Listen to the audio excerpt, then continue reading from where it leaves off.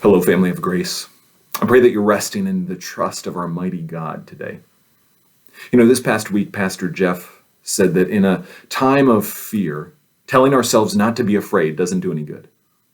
We don't need to change our feelings. We can't do that. What we need to do is change our thinking. We need to replace our thoughts with thoughts of God and His truth. And David says something similar in Psalm 16. I've been soaking in this psalm this week. And in verse 8, David says this, "I have set the Lord always before me. Because He is at my right hand, I will not be shaken." And that's what we all want in a day like this, right? In an uncertain time, we want to be a people who will not be shaken. And David says, this is how it happens. I have set the Lord always before me.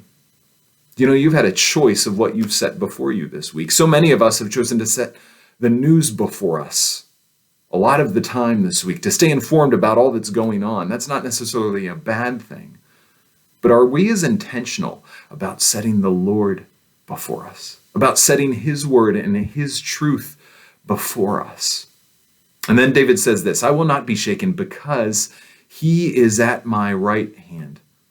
In Scripture, the right hand was the hand of blessing. If I was going to bless my son or my grandson, I would extend my right hand to them, which looks very large in the camera, doesn't it? It might not look like a blessing right there, but the right hand is the hand of favor. It's what I want to lift up.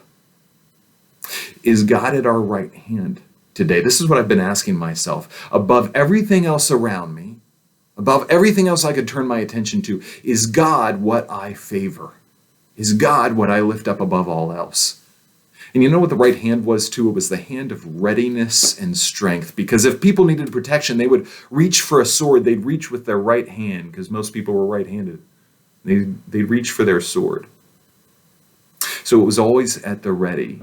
Is the Lord at our right hand this morning? What did you reach for this morning when you first woke up? Did you reach for Him? What are you reaching for right now in these moments and in the course of this day? Are you reaching for Him? Is the Lord at your right hand? I pray that He is. I pray that even as this video ends, I pray that you'll reach out and reach for Him. Take a moment, pause, say a prayer, turn your attention to the God who is in control when everything else seems out of control.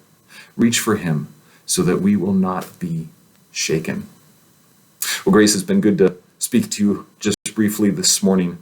I hope that you'll join us this coming weekend, 9, 10, and 11 o'clock. Pastor Jeff will be back online with a message on Sunday morning.